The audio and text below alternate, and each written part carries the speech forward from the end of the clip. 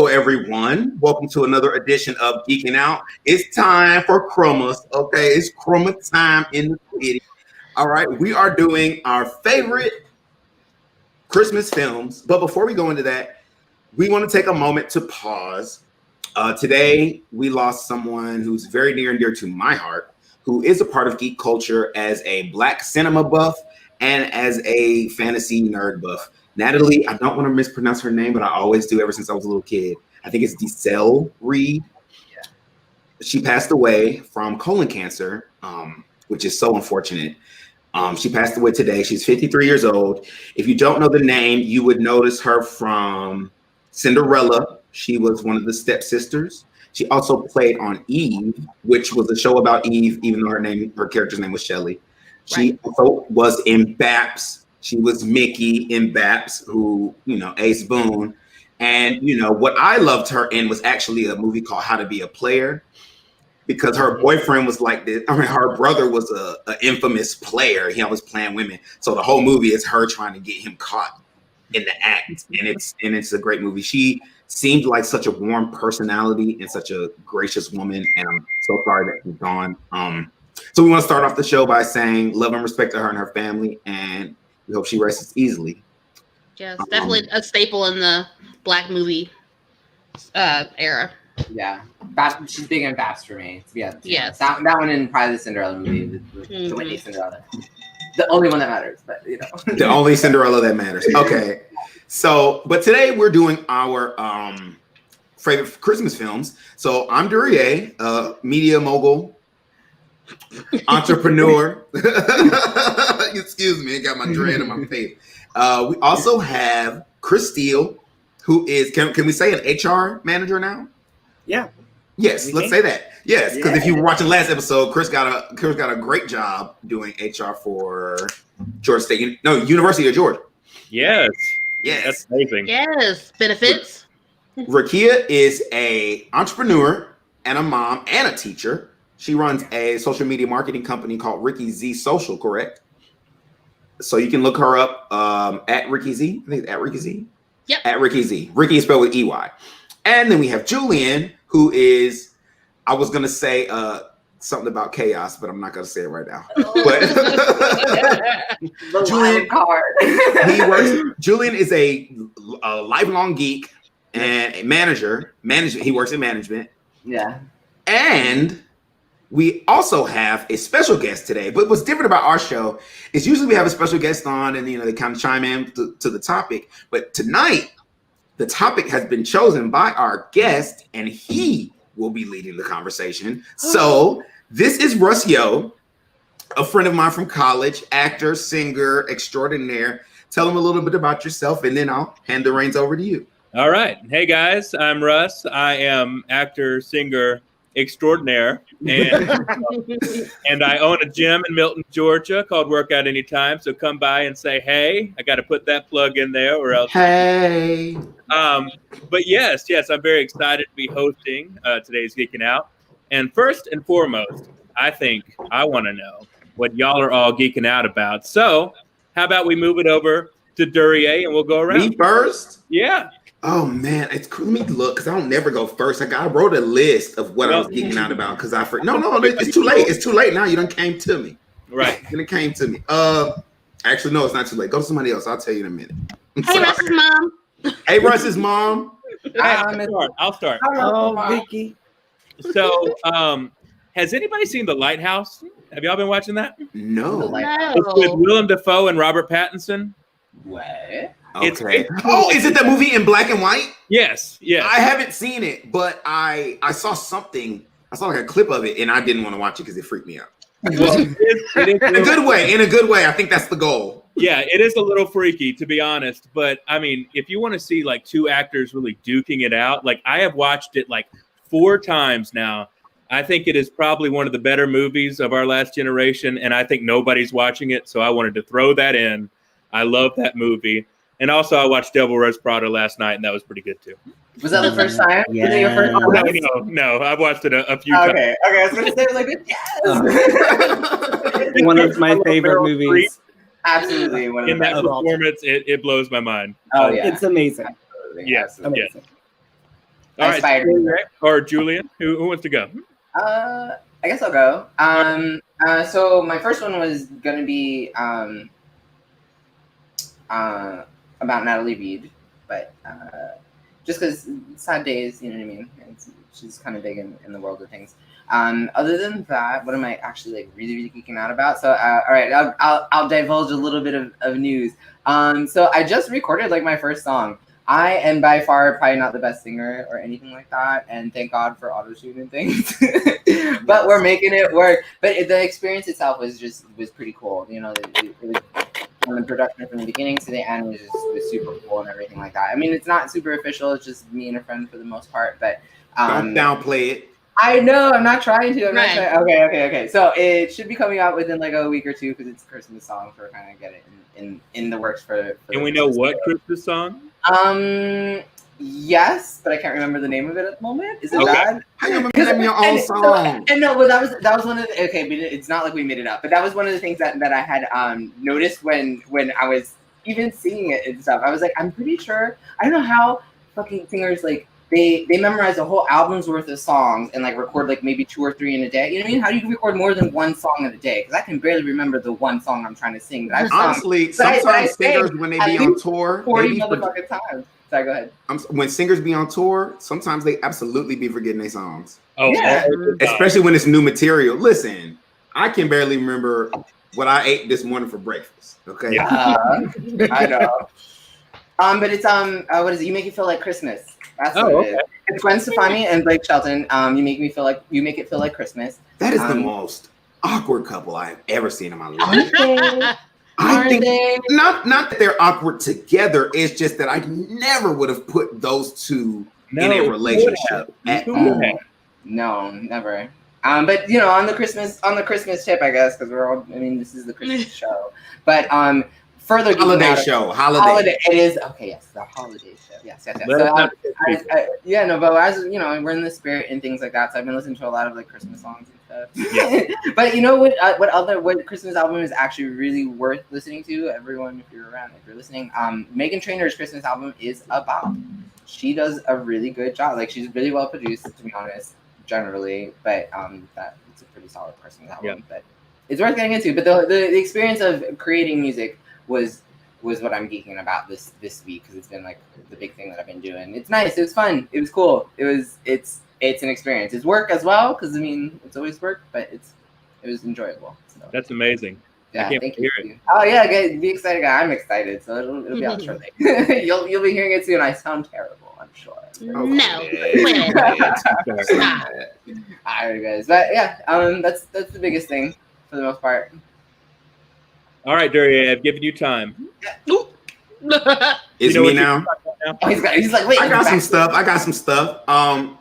First and foremost, I talked about Megan Thee Stallion last week, did I? Yeah. Probably. I did. I think Probably you did, yeah. Okay. So I want to talk about what I'm geeking out about right now is this movie called Freaky. It's supposed to be coming out. It's a spin on Freaky Friday. If anybody knows what Freaky Friday is, Freaky Friday is this movie where like two people wake up and they swap bodies. And this trope has been used. We've seen it over and over. But this time they're doing a movie called Freaky, and it's a body swap. But this high school girl swaps bodies with a serial killer. Is that Vince Vaughn? Yeah. Yes, Vince Vaughn. Okay. And then he like goes on a killing spree in her body. And when I first heard it was like on the radio or something. I was like, that sounds whack. Then I saw the preview for it. And I was like, this movie, I have to see this movie. It looks like it has a lot of action in it.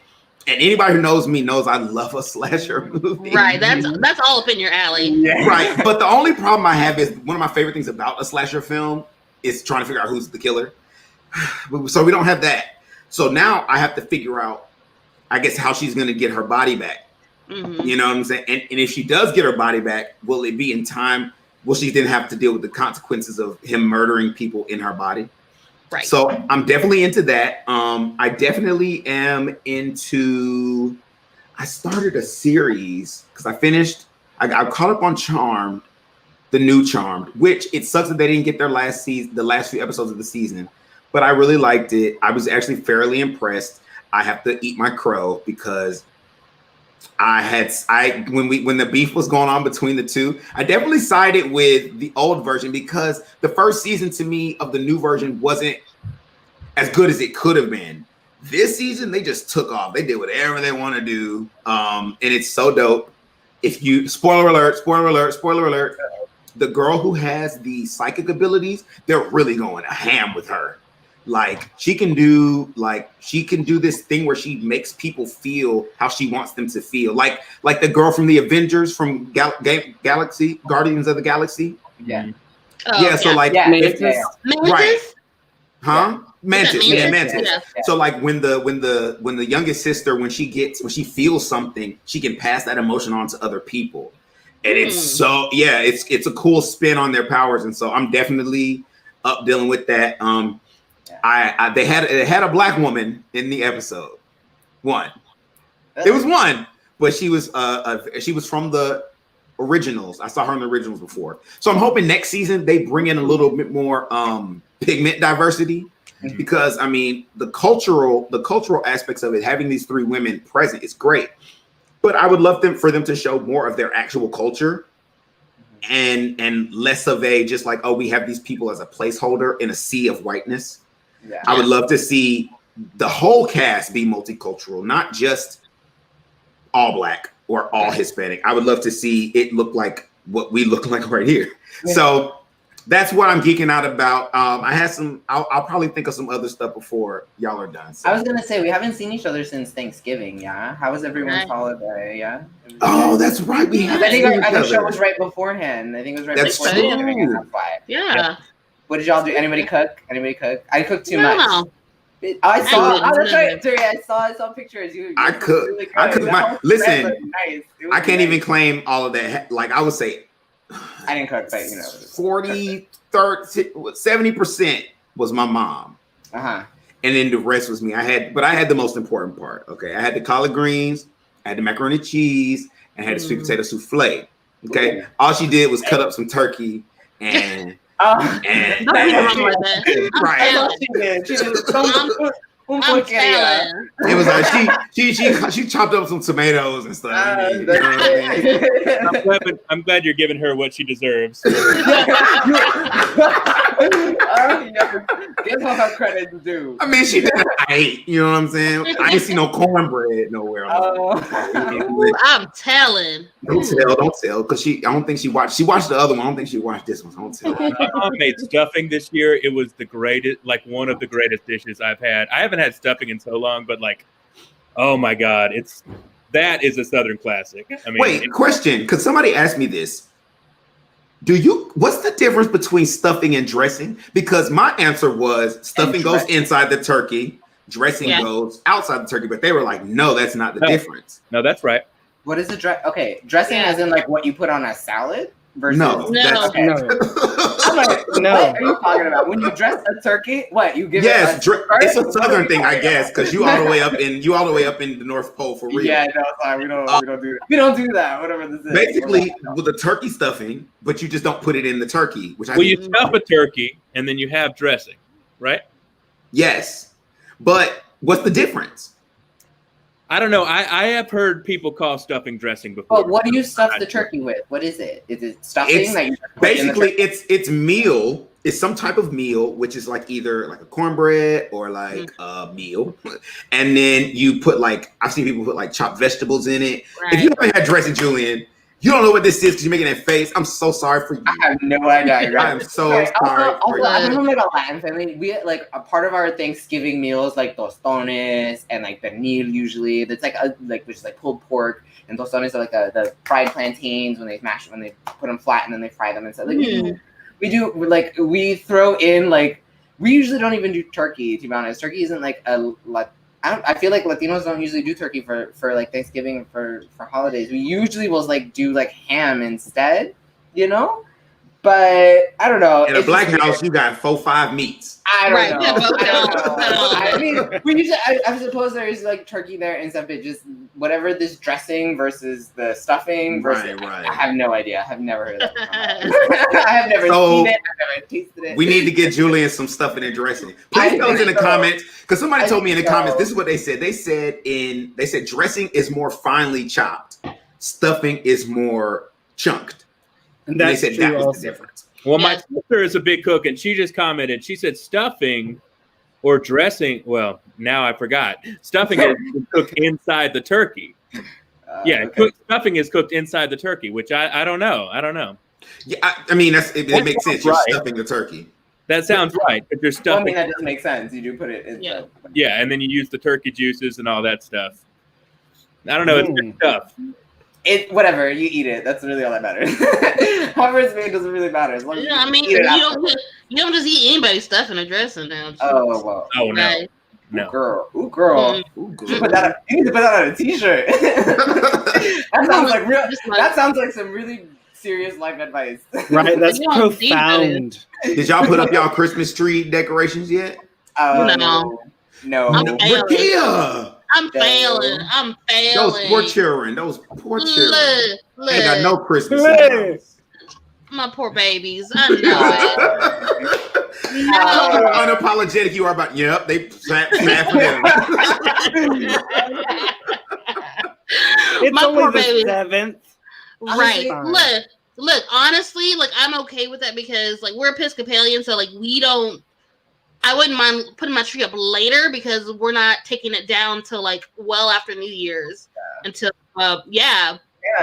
Explain this to me. Yes, Anglican Church. Right. So like we celebrate Epiphany, which isn't until like probably like 6 or 7 days after New Year's. Right. And so like normally like during Epiphany you get like the branches of your pine tree and you burn them, but we're not gonna do that. But like you don't. I'm just kidding. No, like you don't take down your tree until Epiphany, so that's not until January. Oh, I see. I feel you can put it up later.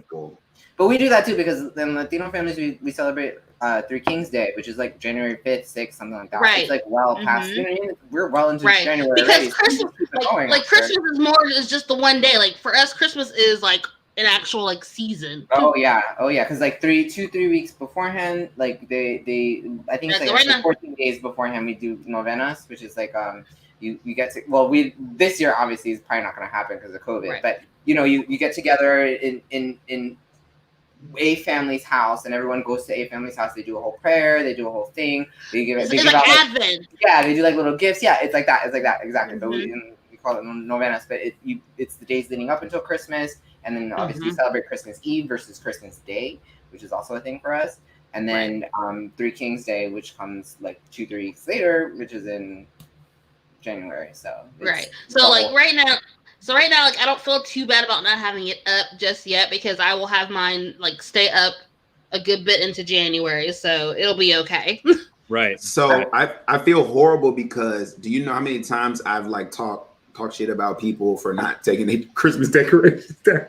And you didn't know their I didn't know. I didn't realize I've literally been going hard on people's religion and I didn't know. Because I get real frustrated with the way people treat Christmas. He's like December 26th and his house is all the lights are gone, the Christmas tree is gone, and he's looking at everyone else like, what are y'all doing?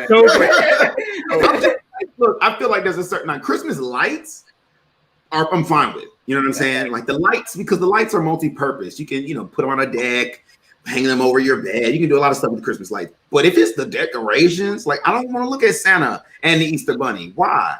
You know what I'm saying? Why? No, but for real though, like I feel so. If there's anybody out there who I've said something to about not taking their Christmas decorations down and passing, and it's actually a practice of yours, then I apologize.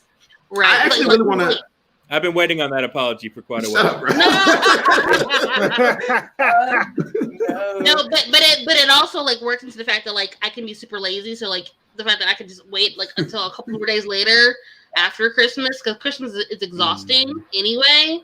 Like it works in my favor. So yes, it's okay. I'm here for it. I usually just take my time because I know it. I'm too much of an artist for a Christmas tree. Like, first of all, I look like I'm wearing a white wig, and it's awesome. I have a white pro wig on, and I'm living my best life right now. But I can't decorate a tree because it takes me like hours. I remember the last time I did it, my mom was like, "Are you on drugs? What do you I was like decorating the tree. I had like it was at the time I was like listening to like I guess obscure music, whatever. It was like 8-bit music. So it's like what they make it with like video game sounds and stuff.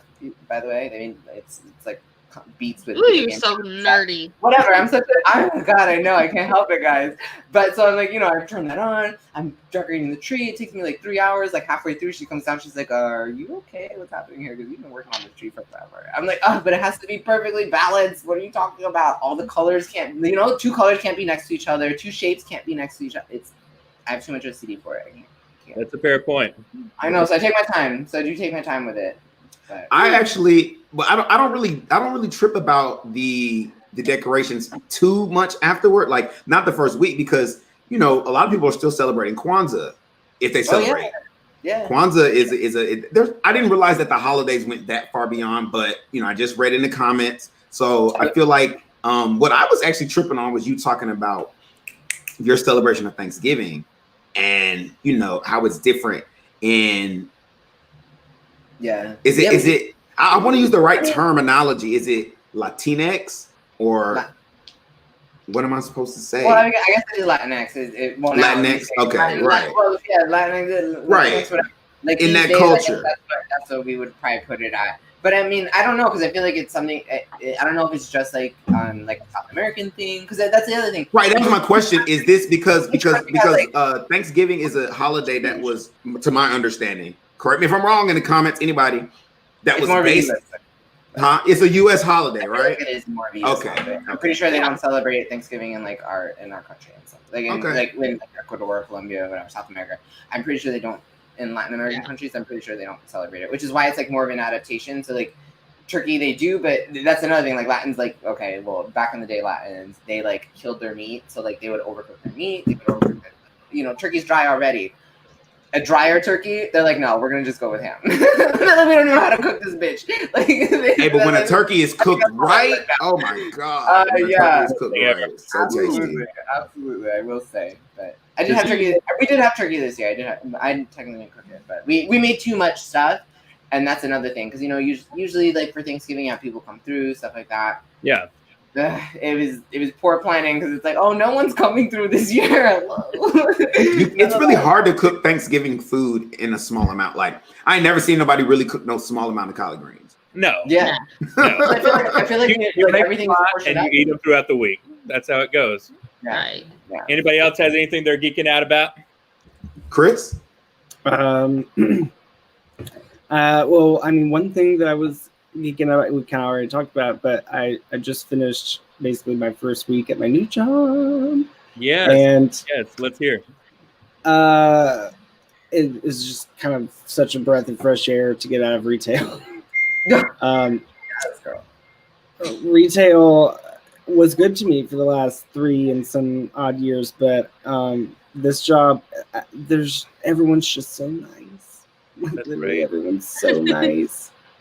And you said everyone's just so nice. Chris is so precious. I love him.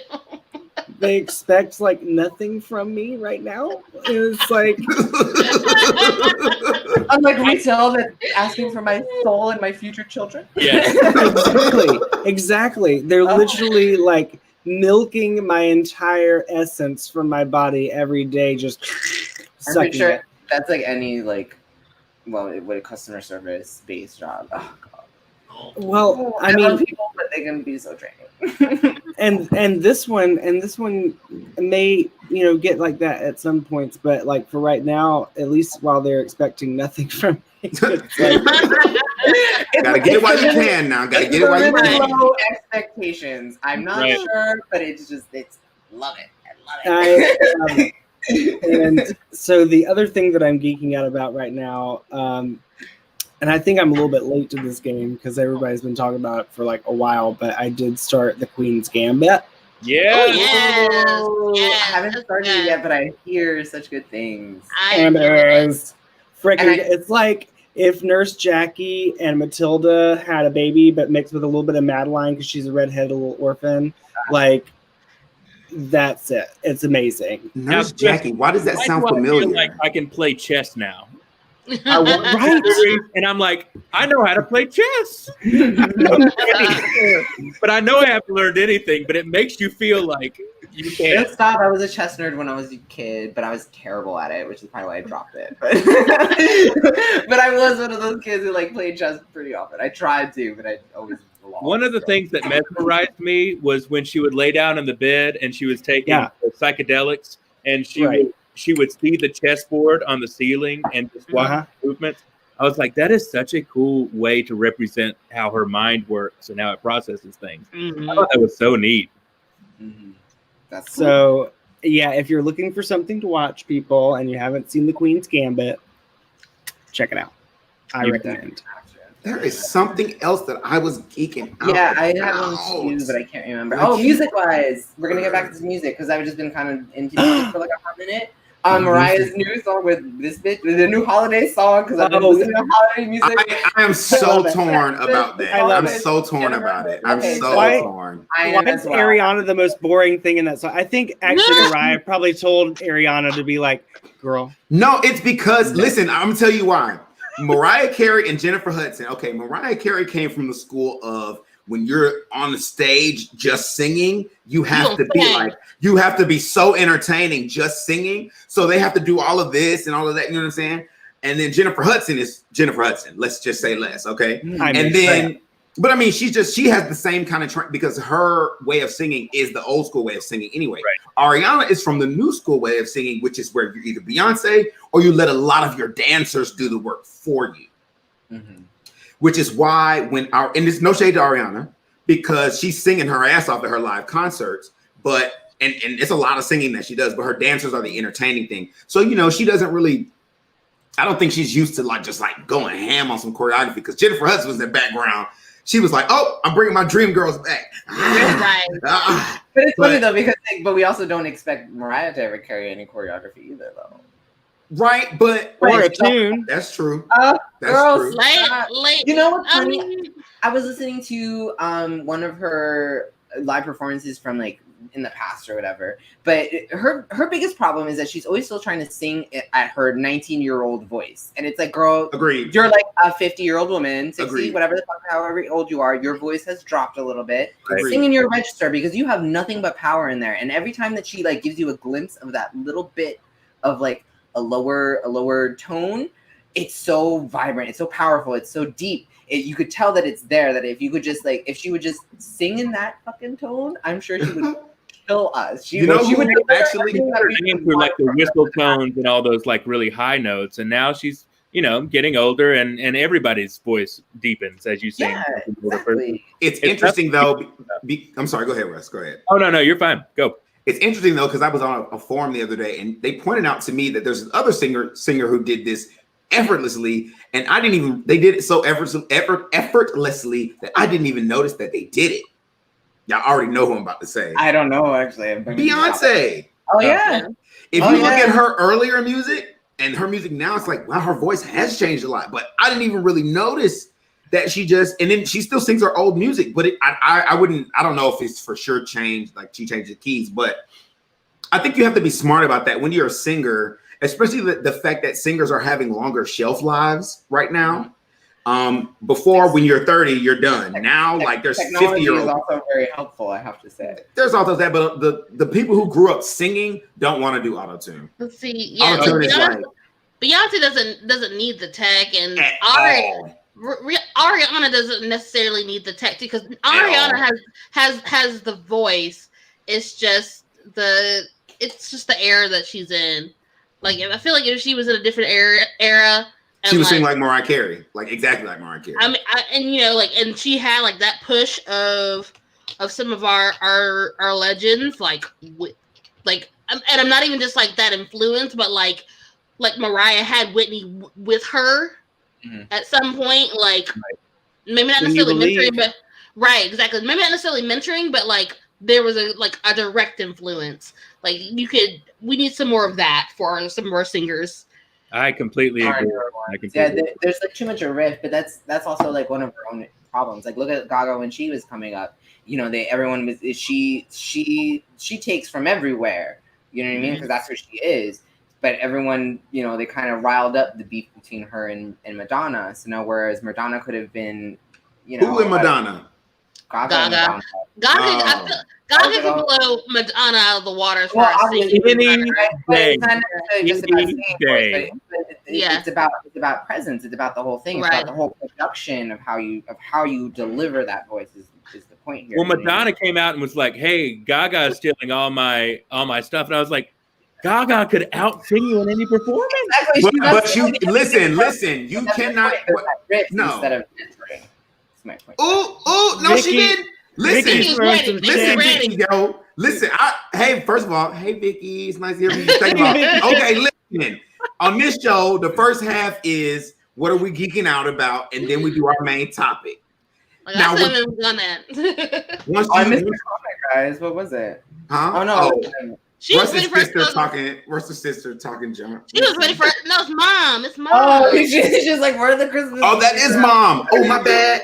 Oh, mom was ready for us to move on to the she's topic. Fine with sister. Look, she's you fine don't with go sister. around with the Yo family. They're gonna comment what they want. But the thing is we need to go to Rakia, and then we need to go to our first commercial break. Do you have anything special that you're geeking out about right now? Okay, 30 seconds. No, don't do that to me. So I'm geeking out about HBO Max right now. So I got the trial, and I'm officially paying for it now. Damn. But anyways, so I watched the Fresh Prince. Yeah, look, you know what? I'm not mad about it, honestly. Because there's the Fresh Prince reunion. I watched that. I loved that. I was finally able to watch Titans. I've been wanting to watch Titans for a minute. So DC's Titans. So you have like, you know, Robin, Starfire, all those kids. But Cyborg isn't in it. Cyborg is not in it. What do you mean? Because I will give them that it's not hard to, but it's probably budget-wise pretty robust to make Cyborg work. But I also think because Cyborg is more involved in the Justice League. I think that has more to do with it than as opposed to aren't they like bringing his character to life though? Definitely somewhere. Maybe I don't know. I know. But let me tell you what the real thing was, Rakia. They had two black characters in the same thing, right? So they had to split them up. Look, that's what it is. You'll never see no sci-fi action stuff. They don't put two of us in the group. No, they're about to bring in Starfire's sister. Two of you would survive. Okay. They're about to bring in her sister in the third season. All right, so there's that. So I've watched Titans, and then the animated series of Harley Quinn, which is hilarious. Yes. But Kaylee Cuoco? Is that who's doing it? That's what I heard. It was her voice. If it is, she's hilarious. It's hilarious. It's not safe for kids. Sorry. Don't watch it with your kids. But I'm actually quite impressed with HBO Max. I can still get HBO through like my Amazon account, but HBO Max has like everything else. Also, like I can watch the entire series of Steven Universe on HBO Max. So I didn't realize they had that on there. Yes. So like they have like Cartoon Network like a part of it. So like I can watch. I'm trying to like my kid and I are trying to watch the entire series of Steven Universe right now. So the only thing that kills me is that you have to that it's a subscription on top of your already HBO subscription. Like I already have HBO. Right. So but that kills me. But can't you just get HBO Max and that give you HBO? Well, I'm gonna cancel that one off of my Amazon subscription. I need to do that before they charge me again. Wait, but does it do that? If you have HBO Max, you get everything that comes on regular HBO? Yeah, you do. Shut the fuck up. Right, you get all the movies, you get all the TV shows. That makes them why even have HBO Go? They're doing that. Right. Like, there's no races anymore. You got to get rid of that. Right. So actually, a lot of the new movies that were supposed to be in theaters are going on HBO Max. Yes. Like Wonder Woman and all they that. said the whole year's worth of movies are on HBO Max. Yeah. All of Warner Brothers. That's what I was this year. That's what it was. Yes. All of Warner Brothers releases this year are gonna go straight to HBO Max. Holy shit, they're making a fucking killing off of that. I'm not. So that reminds me that I need to go ahead and cancel my HBO subscription on my Amazon Prime. So because I have HBO Max. Okay. That's all you need. Yeah. That's all you need. Because I love it. Well, I think it's a good point to go to commercial break. Let's do it. All right. Be on the lookout for these upcoming projects from the Springer. Just in time for the holidays, it's the Winter Wonderettes, playing December 10th through the 20th, and a premium screening of Home Alone, playing 3 showings on Saturday, December 5th. Head on over to SpringerOperaHouse.org now to get your tickets. And while you're there, check out information about Giving Tuesday and see how you can support your local theater with a donation of any size.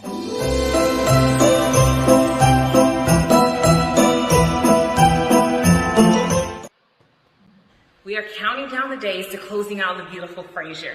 And one of the things that I really love about our projects, because we named them, we built character, they're almost like your little baby, and you're ready to present it to the world. And one of the things where you look at the little details, and then we start to nitpick, and then before you know it, a few weeks turns into a few months, and before you know it, your project is prolonged more than you thought, just for the little details. But one of the things you have to do is just breathe, relax, and trust the process. Know that you're exactly where you're supposed to be, and you're doing exactly what you're supposed to do. And as long as you stay in committed action each day, you will ultimately get to completion. These things and more, we help investors get their start in real estate investing. So contact us, visit us at it'sjessicamyers.com to learn how you can get your start today.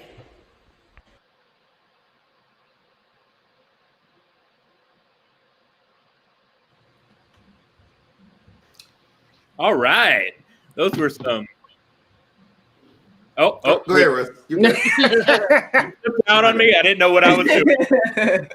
All right, so let's get to because my mom will kill me if we don't, obviously. I'm scared too. Look, Vicky's ready to go. Come on. There is nothing worse than Vicky O. Scorn. So let's go to our favorite Christmas movies. Now, I have some big, deep opinions on this, but I want to hear y'all first. So how about Rakea? Let's start with you. I need I'm such a kid at heart. Like I need all the kiddie, like claymation, classic type of film. So like your claymation, Rudolph the Red-Nosed Reindeer, and Frosty the Snowman, and I love those. Like I love those. And then of course like Charlie Brown, which screw you Apple TV. Why? Wait, what did Apple TV do? Because Apple TV owns the rights to the Charlie Brown movies, like all of the Charlie Brown stuff. So like all of them? Yes. Oh, so wow. unless they decide to like let, I think it's like when they let you watch the Thanksgiving one like for one night. They gave it the rights to one of the local channels like one night, and then but we used to play those on the local channels all the time. Right. But like it used to be, you could always I used to be able to get it on Amazon Prime. Like you can't get it on Amazon Prime now. Like you have to go to Apple TV. Yeah. And I don't want to buy it. I don't want to have to get it on Apple TV. I don't want to buy it. I don't want to. I don't. But yeah, so like I'm into all those. It's true because to be honest, sorry, we're going back to this for like a hot second, but like your like TV subscriptions have turned into like 18 different like online movie subscriptions now instead of your one TV subscription that has like your package built into it and stuff. It's probably cheaper, to be perfectly honest. I don't know how this has happened, but see, I feel like this. What they're doing is you're paying and you actually have access to more content. Like if you go out cable, you can get cable for like $100, right? Yeah. But that's like basic cable with a few extra channels, like up to channel 100. If you want beyond that, you're gonna pay like $120 for a few premium channels, movies all the time, that kind of stuff, right? Mm-hmm. But you don't get to choose your movies. It's as they come. Movies on demand is a whole different price. So if you're paying for all these different little $10, $14 subscriptions, it probably add up to the same amount, but you have access to way more content. However, you do not have time to access all that content. Exactly. No. That's the thing. You're not going to watch. You're literally not going to watch 20% of that. Your lifetime. That's fair, but like I'm spoiled at this point. Like I am not going to go into cable, watch a movie I love with a commercial break every 3 minutes. I'm just not. Right. No.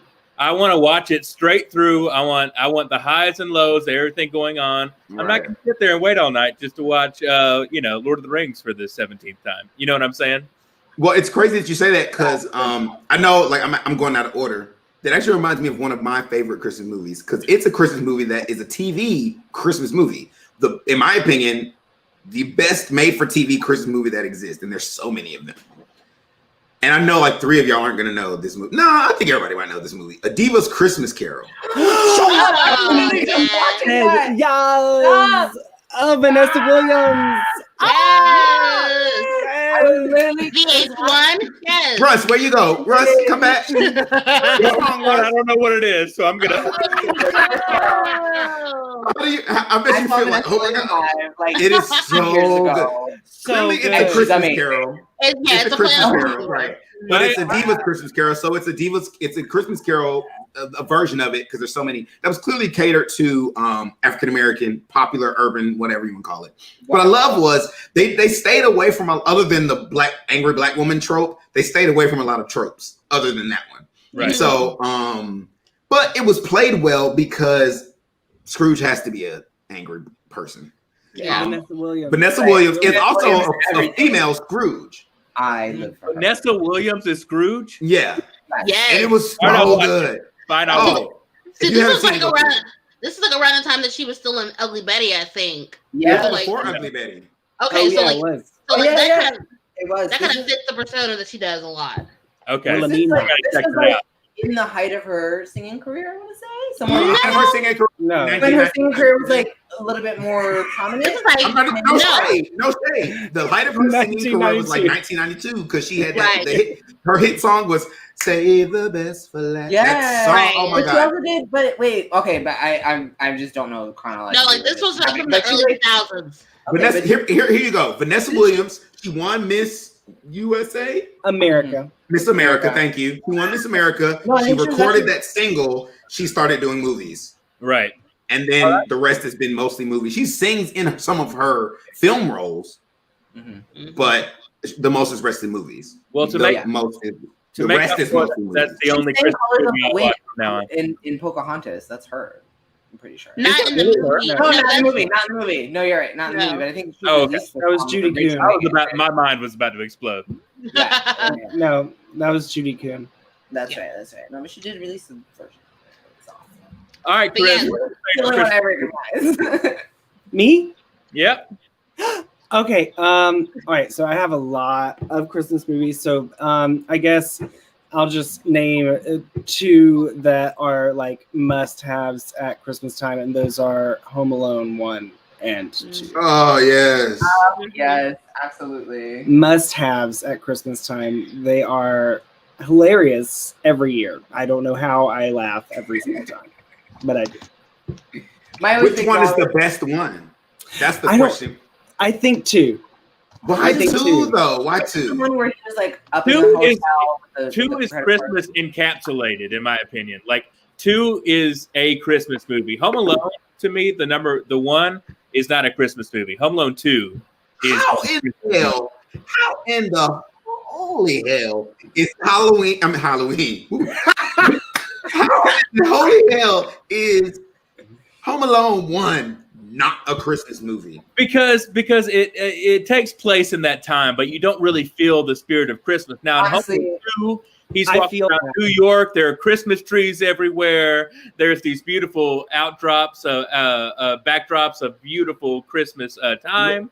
That's why I think it's more of a Christmas movie. Listen, if there's any movie that is not a Christmas movie, it's not. Stop, I was going to say because I know exactly which one you're talking about. If there's about. any movie that's not a Christmas movie of those 3, it's the third one. The third one is not a Christmas movie. That's I got to stay home from school movie. That's not a Christmas movie. Oh, now, I did not mention that one because that one doesn't. The third one. The third one. What if I said? What if I said the third one was the best one? Well, then we'd all disagree with you. Right. I'll get off this call. I don't believe that. I don't believe. I just want to be. We would all sign out and leave you with the rest of the show. All of a sudden, everybody screens go blank. Hello. That's it. But listen, the third one wasn't. It's crazy. Okay, so when I first saw the third one, it was I have to agree a little bit though. It wasn't the best. I don't think it was the best one, but I will say, watching it back, it's much better than I gave it credit for in the original time because when I first saw it, I was already mad that Macaulay Culkin wasn't there. For 2, I was so mad that the kid from Liar Liar was in it. That was him, right? Yeah, I was mad because I am in love with Jim Carrey. Like I just I want to be on Scream so bad, and I was like, this motherfucker got to do a whole movie with Jim Carrey. They got the nerve to take Macaulay Culkin's part, and I just, as a small child, I didn't mess with him. But now as an adult, I've grown past my pain. Right now, we're gonna call out The Grinch because that is an underrated movie. Nobody likes it. I love The Grinch. The Grinch is so good. Oh, you mean the one with Jim Carrey? Yeah, the Grinch. I haven't seen that one. What? What? Excuse Y'all me. see something? Y'all see something? What happened? No, I haven't seen it. No, to me that is like epic Jim Carrey to like a different level. His performance in that makes you forget that it's anybody you've ever known in this world. Makes you forget Jim Carrey. There's only the Grinch. He is Grinch. He brings our characters. Can I ask y'all a question? Amazing. Totally off topic. Why do y'all think they don't give Oscars for comedic performances? Because even if it was a separate, like, you know, at the Golden Globes, they have a separate category for comedies and dramas. Even if it's a separate category, why are these comedic actors not getting any award? Because comedy is hard as fuck. Comedy is harder than drama is. It doesn't get any respect. I think so. I think comedy is hard to pull off because. But anyway, I wish some comedic performers would get Oscars for their work. You don't get that immediate feedback if you pulled the line right, like with drama. Yeah, like you're not looking for it. Well, but like I mean, like in like a comedic like film, like you don't get that immediate feedback of, oh, this line like was pulled right, like this is funny. Like you don't get that like you would for stand up or anything like that. Like I'm sure it's definitely harder. Well, not to make it political, but I think that in the Oscars and stuff like that, I think they're looking for something that they feel like changed culture in some way. They feel, and you can get nominated. It just has to be like a dark comedy or indie comedy. Like Tanya got nominated.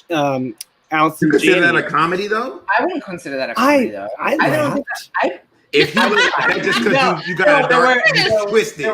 Yeah, but that you laugh because you laugh for your own. I laughed. Yeah, I laughed a lot. He's like, especially when they broke her knees. I mean, yeah, lady. Look at his face, like, yep, that's when I laughed. What are you talking about? Oh, I mean, I have a dark side, you guys. It's a little I'm noticing. We like it. We like it a lot. Okay. So y'all know what's next. National Lampoon's. Yeah, I guess. So we're divided because I'm with you, Russ. I love that movie. That is the quintessential Christmas movie. Period. Period. My favorite part of Christmas Vacation is Clark is talking with his whole family around a dinner table, and he's telling the kids, he's like, "Hey guys, the reporter from the news just said that Santa is riding around his sleigh. They just spotted him in the air." And then who's the uncle in that? God, I can't remember his name. Randy Quaid? Yeah. Quaid goes, "Are you serious, Clark?"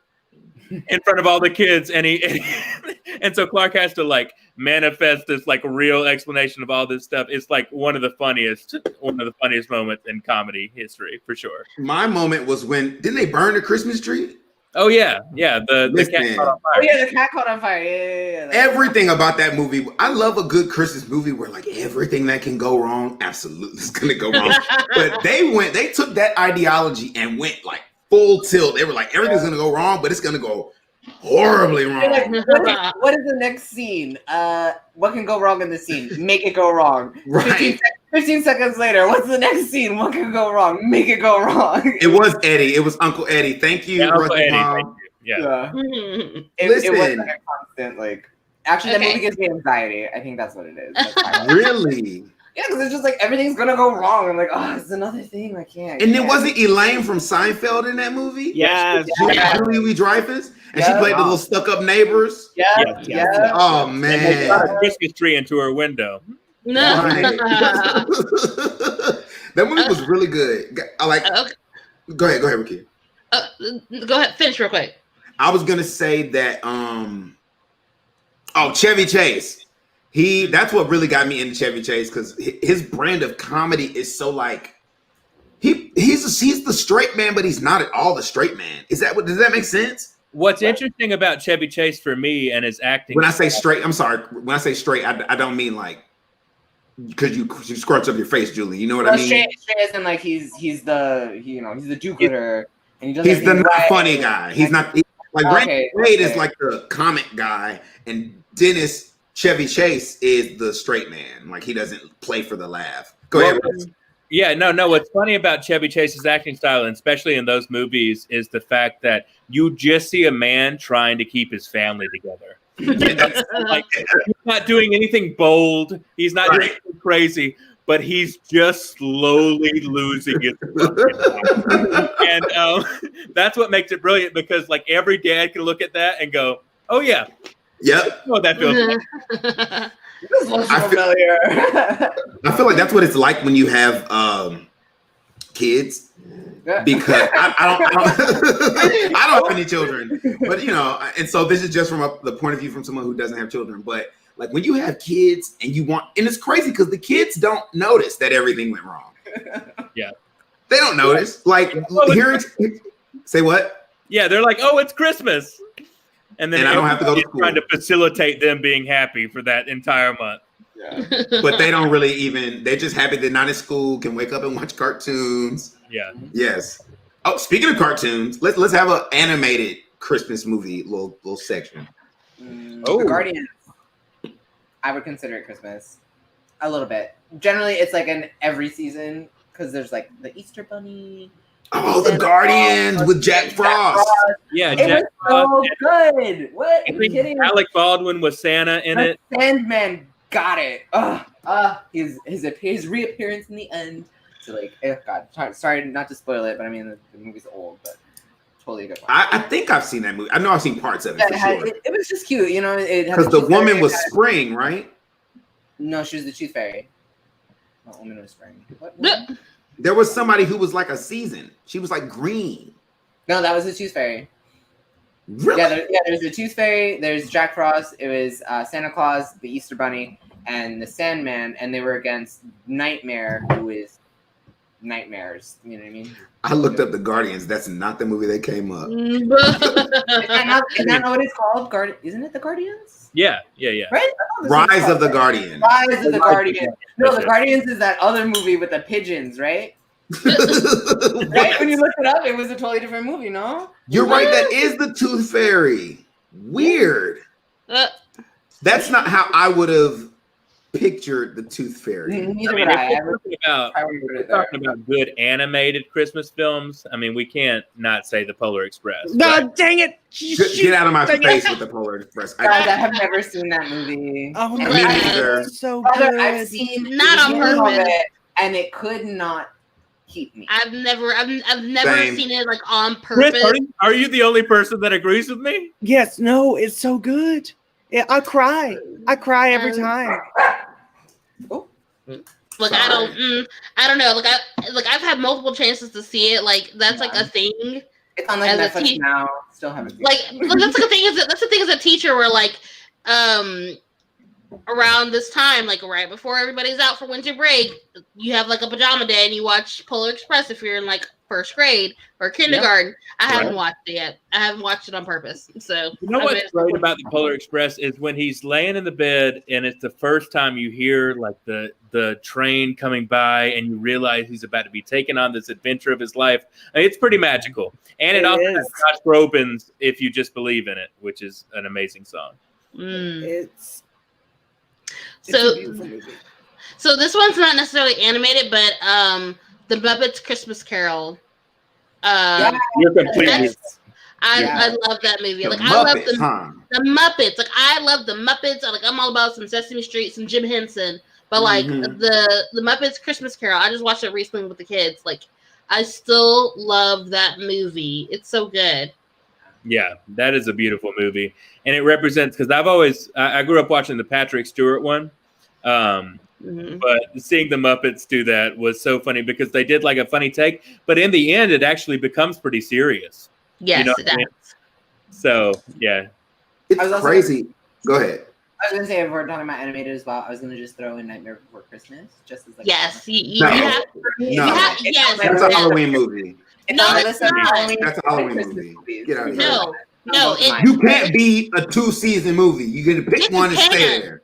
No, yes, you can. Rakia, don't. I'm ready for the smoke. My hair's already pulled back. But to be fair, how many people do you see dress up as Jack Skellington for Christmas? 0. Nobody dresses up as anything for Christmas. Nobody dresses. But exactly. Nobody dresses up as anything for Christmas. Right. Listen, for real though, I don't feel like you can't push no skeleton in my face on Christmas. It's Chroma Day. No, I will not. Look. I'm tired of October and November trying to take over December. It's on my list because you know why I actually don't watch too many Christmas movies. Like I would catch the ones that were like on TV if I was sitting down ready to watch something. Yes, but like go-to movies that I would like maybe take out and like look for to watch on Christmas. There's very few, and that's just one of them. That's on my list, but my list is very short because Christmas isn't like a movie time for me. Christmas is more of a. Oh God, my aunt is all about the Christmas movies. Like she starts watching Christmas movies in November. Oof. Well, guys, before you hear my favorite Christmas movie, which is the right Christmas movie, we're going to take one more commercial break. All right. Okay. Or 2 more. I don't know. 1 or 2.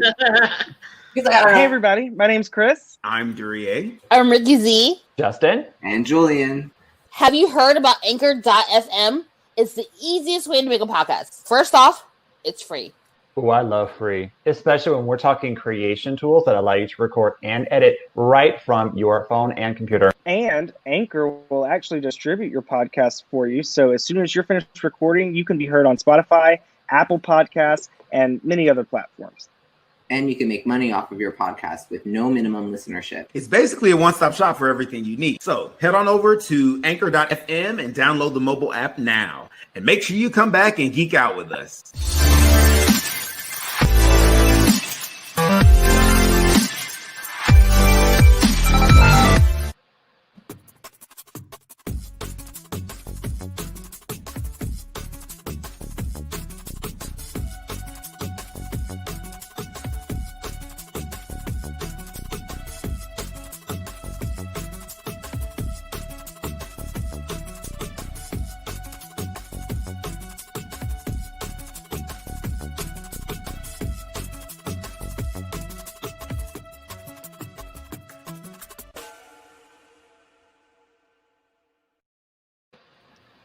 So, the best Christmas movie is... Oh, God. The Santa Claus. Santa Claus is not the best, but I will definitely... It's on the list. That's definitely on there. Mm-hmm. Definitely. Listen, the concept for that movie that's why it's a classic, because the concept is it's so original. Like, brilliant. Just the first one, though. Yeah. Even though we have to remember that he murders somebody in the first 5 minutes. He does. Anyway, that's what happens. Let me give my points, and then I will open this up for discussion. All right. Okay. First of all, it says one of the best lines that were ever in a Christmas movie ever, which is seeing is not believing, believing is seeing. And I truly believe that. And secondly, you see the dichotomy of Scott Calvin, Tim Allen's character, and Charlie. Charlie is growing down as he learns to be a kid, and Scott Calvin is growing up as he learns to be someone that his kid can respect. I think it is a perfect Christmas movie. It's about divorce. It's about all these adult, really, really heavy adult features, but it also has everything kids want to see. Like, how does Santa do this? And it explains every level of how Santa gets around the world, how he makes it into people who don't have chimneys. Like, it is a brilliant Christmas movie. To me, it epitomizes Christmas. Wow. Go now. I know. Okay, dissertation. Those are strong words. Right. Full analysis. Wow. Okay. So, but like, no one's mentioned the Christmas Story yet. Wait. We can't move past what Russ just did. Oh, I'm sorry, but yes, I agree with Russ. Because Because I mean, I believe other than him, how to get away with murdering somebody in the other than that, like, and it's crazy because I didn't think about that till just now. I was like, bro, he does kill Santa, right? That's how he gets the job. Right. It was an accident. It is an accident. In the original script, Tim Allen was supposed to go out with a shotgun and shoot Santa. Wow. But they decided to go a different way. Oh, they thought he was going to be like For the children. Was Like, that's a no-go. Couldn't it just have been that, Santa wanted to retire? No, he's got to go. He's got to go. Not this Disney film. Well, which makes sense though, because if Santa's still around, he doesn't have to figure out this stuff on his own. He can just ask Santa. Right. So I mean, to me though, all the reasons that you said are really poignant because Christmas means a lot of things to different people. And you do want to keep that magic alive. Because when you really look at Christmas movies, they're always in freaking nice houses with like it's always typical, but a lot of kids don't have that. So I agree with you, Russ. I don't know if I'll give it top Christmas film, but I definitely will say it's like it's you convinced me that it's top 3. Yeah. Thank you. You're welcome. Okay, since nobody else act like they don't want to give Russ his props. See how y'all treat a guest? See how y'all treat a guest when they come to the house? Y'all and you're unprofessional. I said that was what it was definitely on the list. You are so chaotic and unprofessional. Lord, have mercy. As Nuria has said, y'all have really disrespected me in this podcast. For that, we are deeply sorry. Right. And, I don't know if I'll ever recover, but if I do, I'll let you all know. Sorry, guys. Oh my goodness. Well, can we talk about some like old school Christmas movies really fast just to put them on there? Yeah. I don't really want to talk about them. I just want to mention them because I feel like, here's the thing. If you are at this age, like you've grown up and you've seen these movies, you know them. We don't really need to talk about it. They've been on TNT for the past decade. If not longer. Bitch, you fucking have seen it before, okay? If you've never seen these movies, they are too old for you. The quality is terrible. You're gonna hate it. You're gonna be like, who are these actors? They're old. Nobody cares. Half of them are dead. Whatever the hell. No, it doesn't matter. Is that how you think children look at? I'm sorry, but anybody appreciating Bill Murray anytime like lately? But Scrooge is like on the top of my list. Bill Murray did Zombieland, didn't he?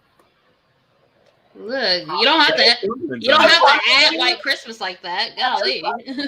Okay, well, there's just a few that are like they're a little old school, so I feel like the new school won't really like them, won't appreciate them as much. But we know them, but we don't really need to talk about them. I would love to hear them.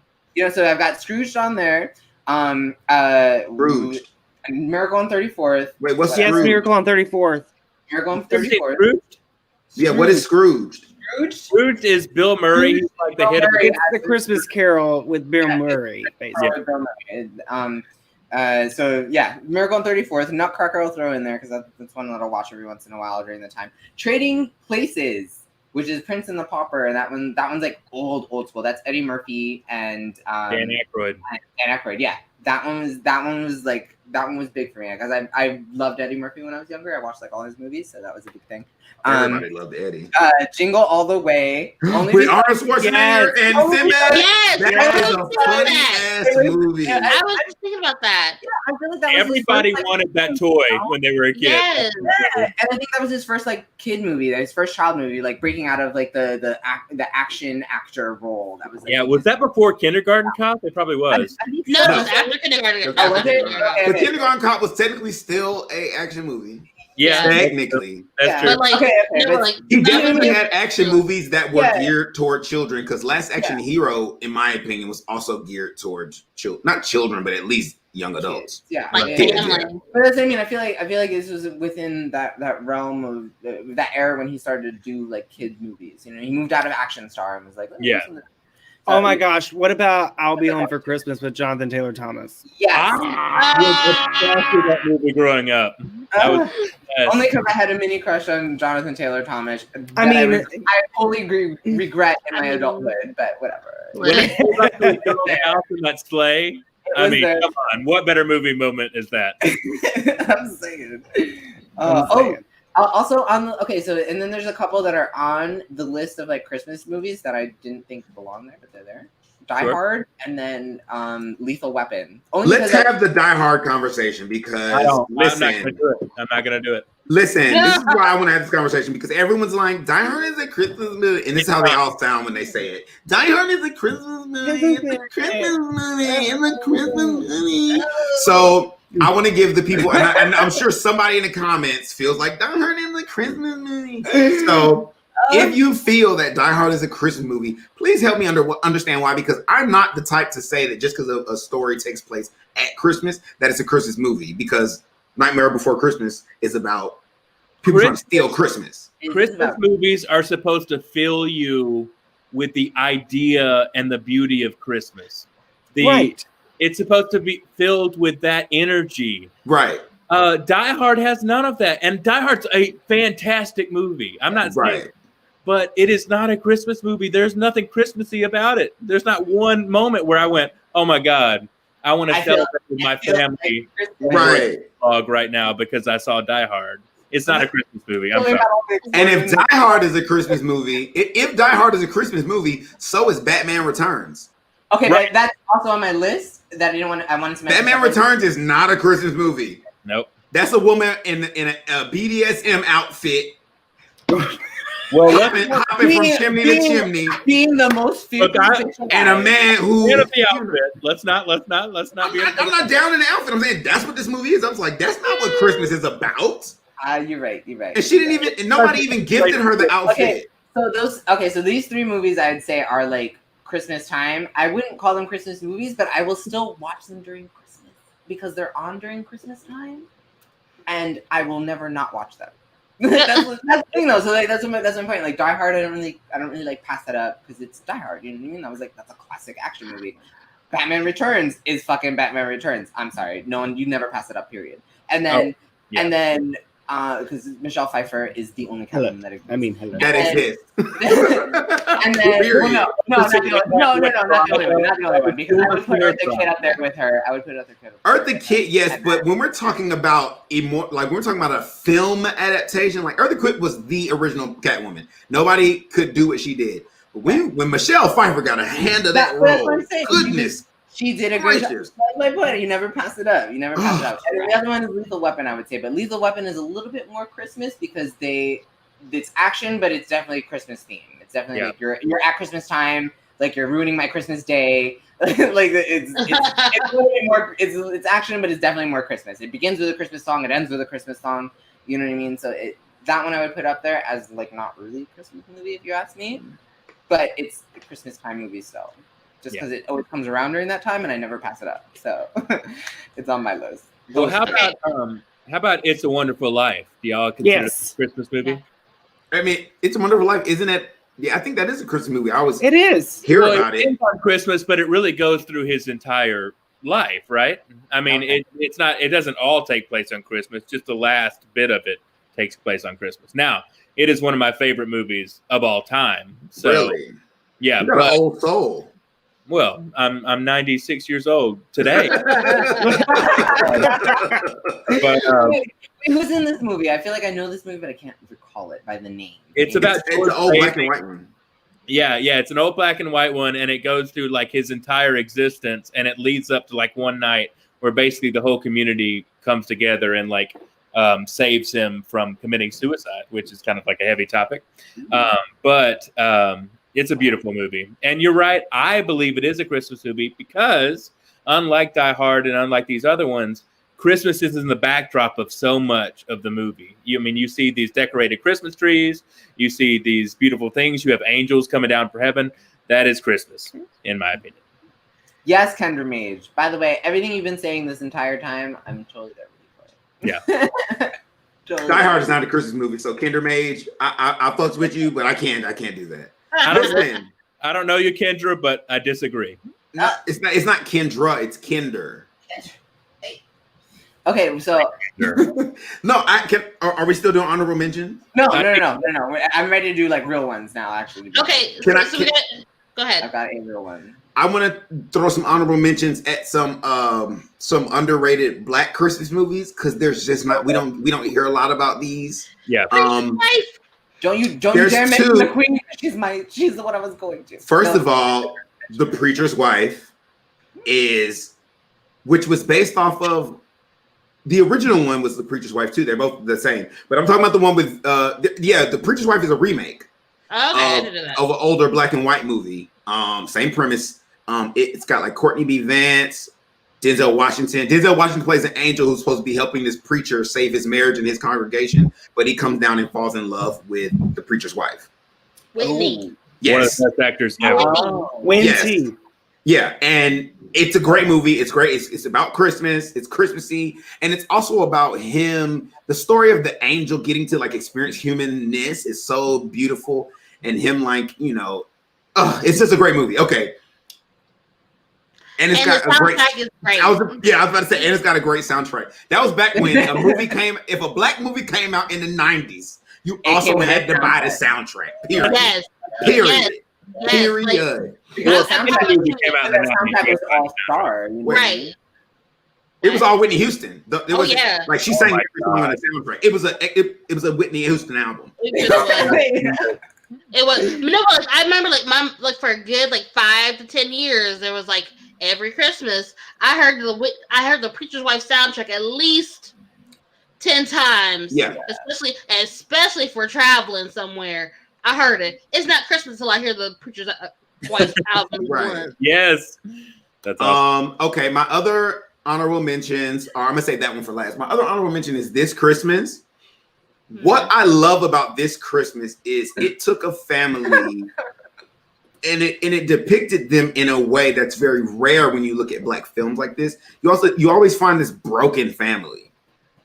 And they had their issues, but they they loved each other fiercely and they were happy to see each other at Christmas and they were affluent. They had money and they weren't struggling to pay their bills. So the problems came from other things. They're just human interaction problems. It wasn't about like, oh, we're black, woe is me. It was a beautiful story about a beautiful family who just, finally the premise is that this Christmas is special because it's the first time in like 4 years that all of her children are in the house together. Right. Was Loretta Devine in that movie? Loretta Devine was the mother. Regina King was like Regina King, Idris Elba, Sharon Leal, Lauren London, Chris Brown, Columbus Short. It's called This Christmas. Don't you dare ever just throw Idris Elba's name out there listing people again. Look, Idris Elba was in the movie, but he was in that movie. That was one boyfriend, right? The one boyfriend. It was before he was big. Huh? I wouldn't say it's before he was big, but he was definitely on his way to bigdom. Yeah, he was on his way. Oh no, honey, he's been big the whole time. Okay. Now this next one I want to. I'll see y'all later. This next one I'm gonna do this as a shout out to Rakia also because Rakia has been writing for this woman, and this is actually one of my favorite roles from her in Almost Christmas. Monique is in that movie, and Almost Christmas is a story about a family who this is their first Christmas where the matriarch passed last year, and this is the first Christmas that they're celebrating without her. And so Monique plays her sister, so she comes, but she's like that drunk auntie, and it's everybody's first Christmas dealing with having lost the mother. It's so heartwarming, and it's so like Kimberly Elise, Nicole Ari Parker, Danny Glover, Monique. It's very well cast. Kimberly Elise tries to shoot her husband with a shotgun. Gabrielle Union. Yes, there's the scene where Gabrielle Union is trying to like climb it. She's stuck in a window, and then like some guy's trying to help her in the window, and it looks like they're like humping, and the neighbor walks by. And he's like, they're like, no, it's funny. Winter hijinks. Please, if you haven't seen any of those movies, go. To me, those are like some of the best Christmas movies that I feel like they don't get enough popularity. Credit. Yeah. All right. Well, I think it's, what do we got? One more commercial break? Yeah, one more. If you, right. Yeah. Good. Now? Never. Never. No. Never. I feel you need a babysitter for your own children because, you're going to need lots of energy to pass out virtually to everyone who's looking down in the dumps. you're going to need to know how to work the Zooms and things, because, see, I don't know nothing about the Zooms and the computers and all them things and the FaceTimes and the Google Classrooms and things. And I be struggling, so you're going to need to know how to do that, baby. You're going to need to know exactly what you're doing when it comes to that.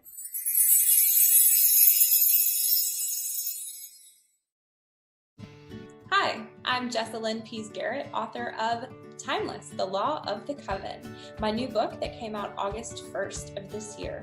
This is the second in the Timeless series, and it features a teenage witch. She's gonna hone her magical abilities, and we're gonna pit her against a dark coven of witches. So I hope you enjoy this book as much as I enjoyed writing it. Timeless, The Law of the Coven is available online from all your favorite retailers. Thanks, guys.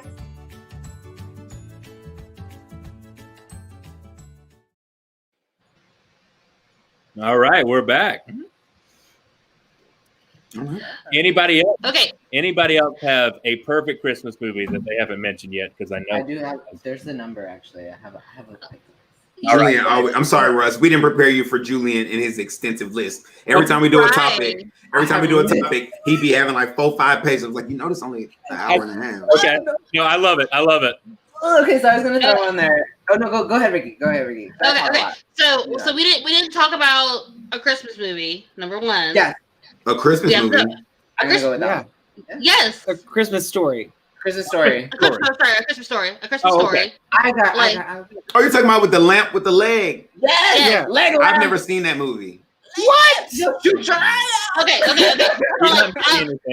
I'm not gonna completely rag on Julia because I didn't start really watching until my 20s, and it grew on me, honestly. But my favorite version of this is actually the musical of it. I love the musical, which is really recent. That came out almost a decade ago. Only in the past 10 years. I want to say the past couple years, with Maya Rudolph, playing the mom. It's really good. I love it. I love the musical because they've been doing the live musical shows on TV. On Fox and NBC and all that stuff. That one happened a couple years ago. I love that one. Oh, but that's one yes, that one's pretty good. And then my aunt, one of my aunts had mentioned earlier, Elf. We didn't talk about Elf. I was gonna say that. Ooh, Elf. Yes. That's another one where I feel I don't know if I'm gonna say Oscar, but that was a great performance. He played that elf so freaking honestly. Yeah. You sit on the throne of lies. There was an interview that Will Ferrell had while he was doing Elf, and he was saying that there was a time because Jon Favreau directed Elf or whatever, and there was a time he was running through the streets in that elf costume, and all Will Ferrell could think of for a week was, my career's over. This is it for me. That's so funny. That's so weird. So on Netflix, there's a series on our talking about the making of our favorite Christmas movies, and the first one is talking about Elf and how I can't remember what movie. There was a movie that came out right before a Will Ferrell movie that came out right before Elf did that did really well, but it was that very hard messy comedy that was completely different than what Elf was. No, it wasn't Talladega Nights. It was I don't know. Their brand of humor is hilarious. I love that. Right, but it was completely opposite of what Elf is, and they were so the company that was producing Elf was so worried that it wouldn't do well because it just wasn't that slapstick comedy. Funny is funny though. It doesn't have I realize something. Funny is funny. It does not have to be vulgar to be funny. Funny is funny. But speaking of David Will Ferrell. I'm so thank you. David, where did that come from? Speaking of Will Ferrell, Christmas movie, Daddy's Home 2. Daddy's Home. Y'all haven't seen it? Oh my God. Daddy's Home Part 2. Is Daddy's Home a Christmas movie? The first one? The Part 2 is with Partners 2 is where Gibson, right? Mel Gibson and and John. It's Mel Gibson. The guy from Third Rock from the Sun. John Lithgow. John Lithgow. Yeah. They play the fathers of the two dudes. It's a great movie about fatherhood too. It actually is really good. It's a great movie, but it's so funny. Yeah. That movie was so much like I hate because anybody who knows me knows how I laugh, especially when something really hits that spot, right? It's obnoxious. I'm sorry. I'm not sorry. But I was watching that movie with people. It happened with this movie and Jumanji 2. Where I was watching Jumanji 2 and I was watching it and I didn't really expect it to be funny. Not like laugh out loud funny. Ooh, these two hit the funny bone right in the right place and you just laugh out loud. Your stomach's hurting. That's a great Christmas movie. I hate that y'all don't know it. But so the thing is though, like I'm sure people are gonna like dog me out for this, but like I don't really like gravitate towards anything Will Ferrell. Like I don't like Elf, to be honest, like, I don't Anchorman. And that's like about it. the thing is like it took me a while to like even get into Elf because like previews alone it didn't intrigue me enough. So like it grew on me, but like Will Ferrell, like just looking at some of his previews, like I don't find him that funny. I just don't. I can't. It's because you don't either, to be honest. Wait, both of y'all don't like him? I don't like most of his movies. Like Beer Fest wasn't my thing.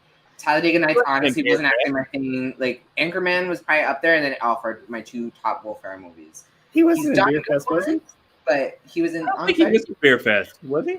Beer Fest? Or whatever they're called. I don't know. It was not Beer Fest. Y'all better Google some party movie. It was some. So it was some college party movie. I remember. Van Wilder. Van Yeah. Wilder. So what about Bad Santa?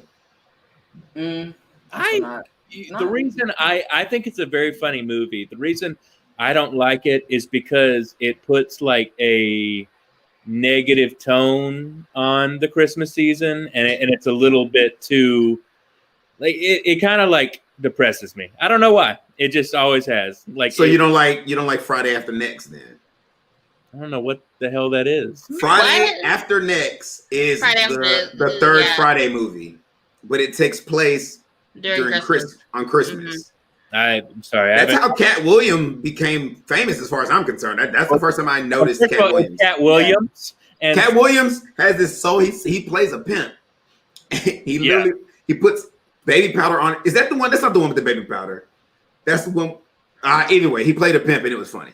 Oh no, I haven't seen that one. Yeah. So the movie that came out, the Will Ferrell movie that came out right before Elf, was Old School. That had Vince Vaughn in it. That's the college one, right? They used to. Yes. They were college buddies, and that's what I'm talking about. Right. So like they were concerned that because it wasn't like Old School, Elf wouldn't do well. Right. But here we are. Here we are talking about it. Right. Because it's up there. Right. The top movie. Okay, I'm gonna address Thomas Wilson for like a hot second because Gremlins is a Christmas movie for me as well. It's one of those ones that I don't pass up because it's the fucking Gremlins. Like Gremlins, I feel like are kind of like Halloweeny in their way because it's like they go crazy the whole nine. But Gremlins is totally a Christmas movie for me as well. It comes out in the season. They play it on TNT during the season all the time, and I never not watch it. So I'll give you Gremlins if I can get Black Christmas. What is Black Christmas? Now we're talking. Was that a slasher film? Yeah, it was and it's been made 3 times. Well, there are. The second one has Michelle Trachtenberg. There's Krampus and stuff. Yes, I love her. I love her too. God, I love her. I can't remember if she dies in that movie or not. Don't tell me if you remember, but spoilers. But yeah, she's in that one. But yeah, it's a slasher film. She's amazing. Yeah, but there are Christmas slashers. If you like any, you could totally say I'd say throw them on that list. I'm really not for a holiday slasher movie, but I did like Valentine's Day. I love Happy Death Day, and I like Black Christmas. It was sad to me because it happened on Christmas. Yeah. But it was about Bad Santa. Right. Thanks, Thomas. Okay, fine. I mean, Gremlins, that's why. That's right. He's like, okay, you can have that. I would like to give an honorable mention to all the cheesy rom-com rom-com Christmas specials, Christmas movies on Netflix and Hallmark. Lord. There's so many of them. There's all of Princess them. Switch and the Yes, Princess Switch 1 and 2. Like I watched all them. No, she said 1 and 2. 1 and 2. Look. I used to dog Vanessa Hudgens, but I'll give her credit. What I love about Christmas season, a good Christmas. It is the one season where you can literally make endless new movies and people are definitely going to watch them. Even no matter how bad or good, they're going to sit through them because it's like, it's Christmas. Christmas movie, like literally new Christmas movies is a thing, period. Did anybody watch the new Kristen Stewart one? No. She has a Christmas movie out? Is that on Netflix or Hulu? I forget. The Happiest? Happiness, that's it. Yeah. I've been seeing trailers for it everywhere. I haven't seen it. I haven't seen All it of my lesbian friends hate it, and so so then the answer is no. I'm not gonna watch it. Like literally, all of my lesbian friends are like, no. Why do they hate? Oh, does she play a lesbian character? Stop. Generally, she does. I mean, she's bisexual, and like if you generally, if I have Kristen Stewart, I'm like, no, thank you. Well, let me ask you a question. I mean, are they upset with her because she's playing a lesbian and she's not a lesbian? No, they're just upset with the writing. It's probably just her acting that's terrible. And the acting, and the direction. That's terrible. I don't know. I think she's good in I some. don't. But look at Russ. And Russ tried to say that under his breath. We heard that. Say it again. I like Kristen Stewart. I'm sorry. Not because she was a crush of mine forever, but the thing is that I think they're more mad that representation came in such a bad movie. That could be it. There's also the Hallmark movie. Was it Hallmark that's going to feature a gay couple? Yeah, they're doing kind of a Christmas movie, and it's the first Hallmark Lifetime movie that they're going to have like a gay couple as the main couple. I personally I'm like this, and it's bad, but I'm really out here like I want to see some diversity for real though. Because to me, what if that movie was not about white people? Well, you know what I liked about I was going to say. No. The only reason I say that is because there's a lot of movies out there with that representation. There's not a lot of movies with a Latinx family of gay people. That's a unicorn. You know what I'm saying? Like we don't have anything of that. Like for Asian people, it doesn't have to be. I'm just saying. So it would have been nice if they had done 2 birds in 1 stone. I would have been like, ooh. But either way, I'm happy that progress is happening. Go ahead, Russ. Okay. Russ was about to say something. I cut him off. I'm sorry. Oh no, I just wanted to mention. For some reason, that just reminded me of Queen's Gambit, because most of the female-centered shows right now are like we're female power, and like it's all like promoted and like none of the other characters make sense. It's just about female power. It's just about this. But she's just a straightforward badass character, and these are the kind of shows I think that promote the actual females that I have seen in my life that have really, helped me and promoted me to where I've been. Right. Because so many of these shows are basically, that's all they are, is no other characters make sense. None of the plot makes sense. It's just about female power. But if we actually create interesting characters that are real in the female environment or in the diversity, diversity department, then people are going to watch them and respect them. You know what I'm saying? Like I think too many times they forget the plot or they forget the character development, and they just go for, hey, this is a diversity play, or hey, this is a female play. You know what I'm saying? So I thought that's why. And your dog agrees. And He does. But you know what I'm saying? Like we don't need to focus on making statements. We just need to focus on representation. You know what I'm saying? Yes, absolutely. Go ahead, Ricky. Go ahead. So a new movie that came out earlier, I think like November, Jingle Jangle. Yes. On Netflix. Really good. So shout out to like the Philip Lawrence and John Legend for creating some awesome music. But like that Felicia one is Rashad. Yes, of course. And Nika Noni Rose. Yes. Okay, piggybacking on that, I just saw the Dolly Parton one too.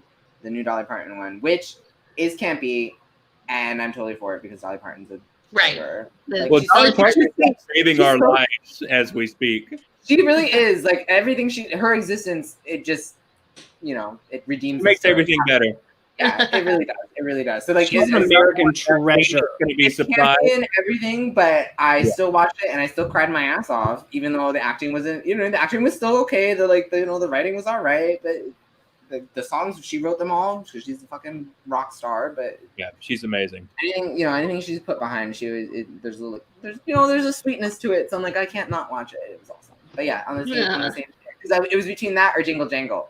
We watched that, and then Jingle Jangle is coming next. I'm gonna watch that soon. But Yes, definitely watch Jingle Jangle. If we're talking modern, though, we got to talk about the Christmas Chronicles. I haven't seen it yet. Yes. Was Russell Crowe? No, Russell Yes. Crowe. With Russell Crowe. Kurt Russell. Kurt Russell, yes. Tron. I haven't seen Jingle Jangle yet. Watch Jingle Jangles on Jingle Netflix. Jangle's more of a musical. Look, I got stuff to do. But listen, I know Anika Noni Rose is in it, and I'm for her all the time. I love Anika Noni Rose. Anika Noni Rose. She better sing. Anika Noni Rose, if you are out there watching us, because I feel like she made me.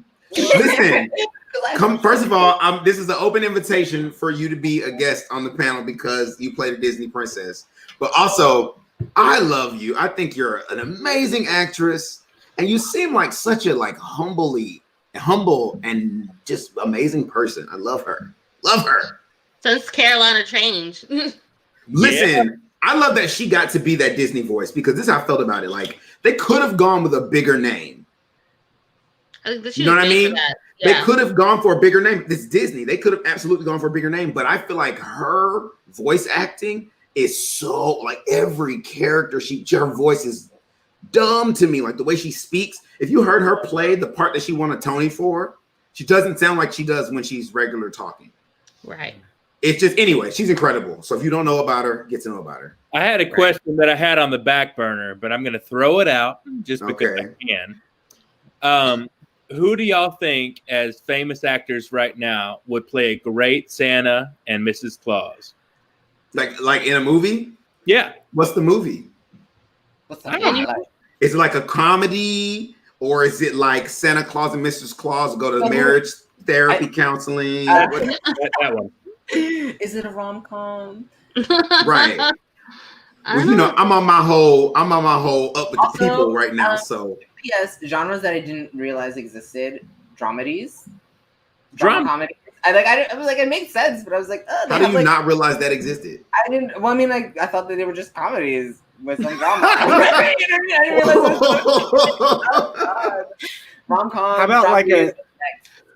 I feel like we could do a Santa Claus movie. This is so easy. So I'm going to give you this one, but I'm going to think of some other ones. But I would like to see Denzel and Angela play Santa and Mrs. Claus. How badass would that be? That would be so fun, especially if it was the premise of, and they're going to marriage counseling. That would be so funny to me. I want to see John Goodman play Santa Claus. Ooh,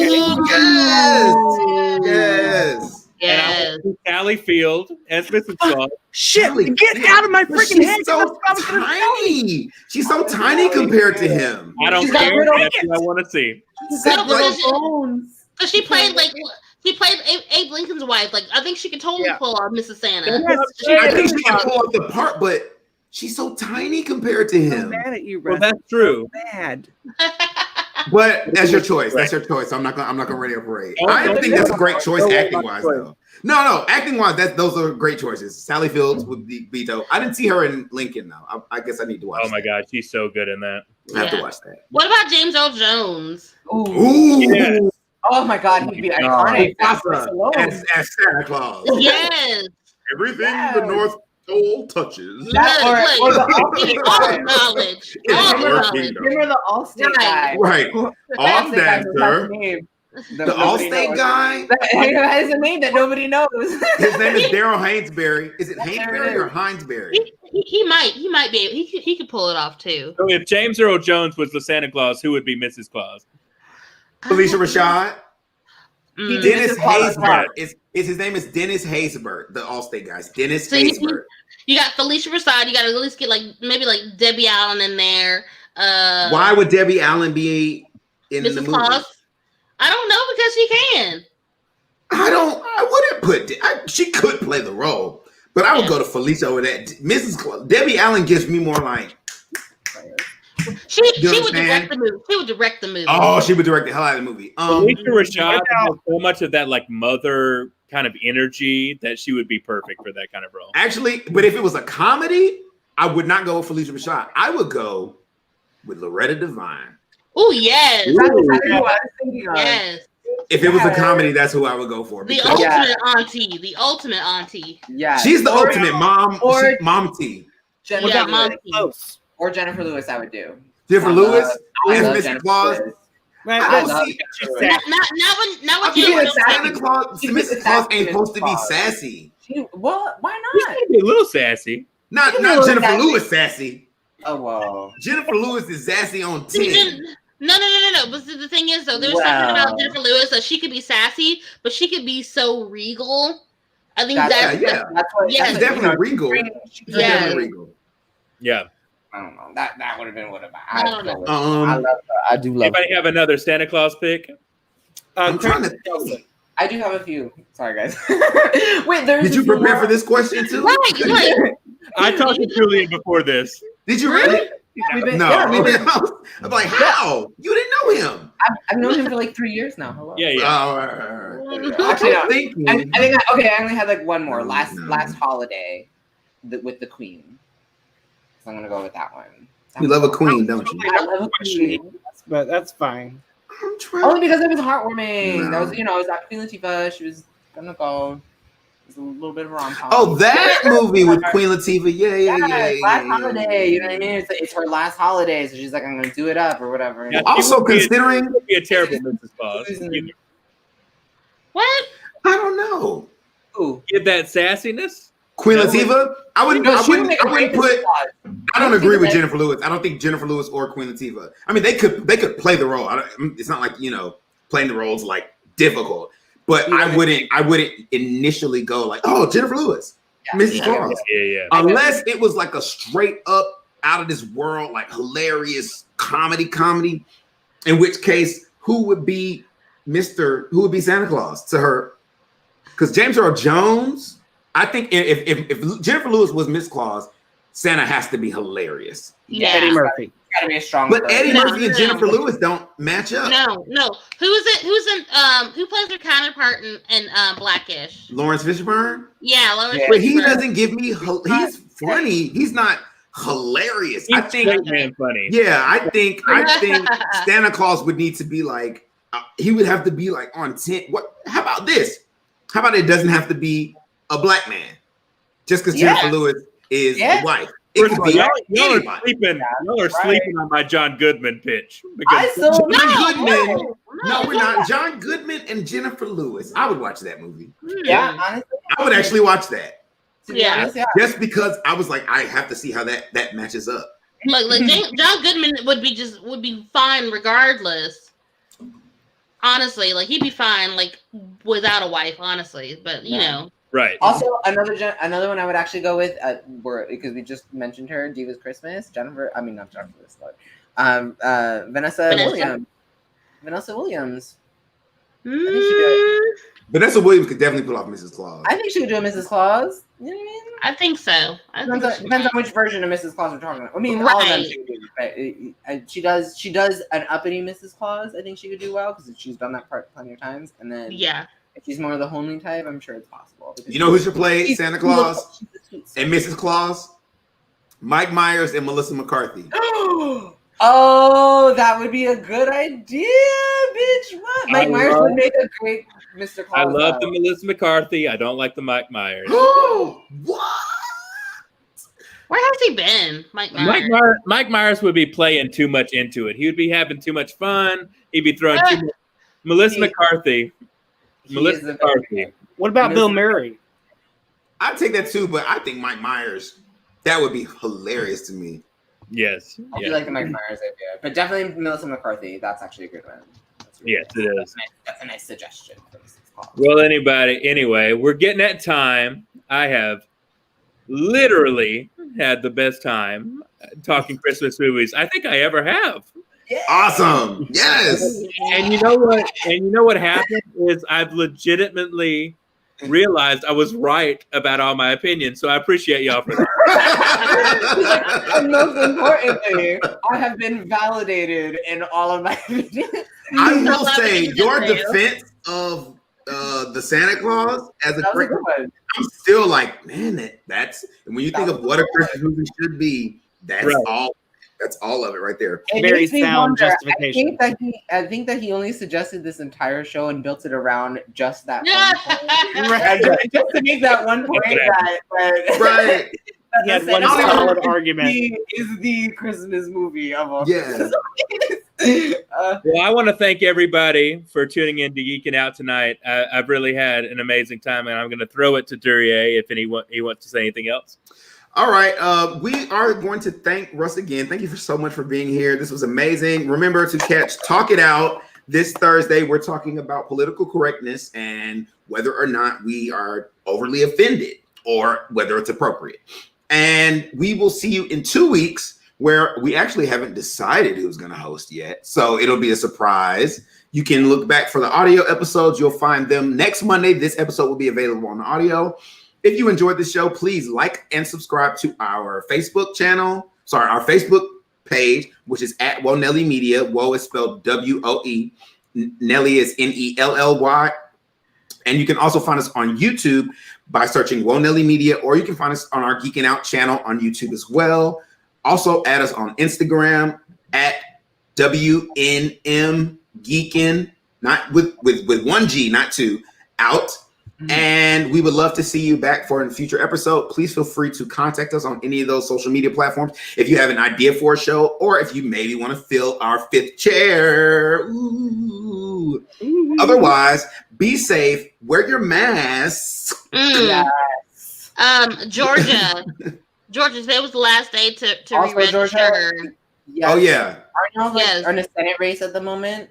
Can Yeah. y'all get together? Yeah, we have a runoff coming up in January, but today was the last day to re-register if you hadn't registered. I don't know if you can still register in the next hour and a half or two, but hurry up if you can. I'm not sure if it's possible, but y'all need to vote. You still have time to get your absentee ballot if you're not going to go vote. Right. But Right. do your public responsibility. Spread love to other people. Be kind. We love you from the Geeking Out family and Woe Nelly Media family. I want to say have a good night and happy holidays. Happy holidays.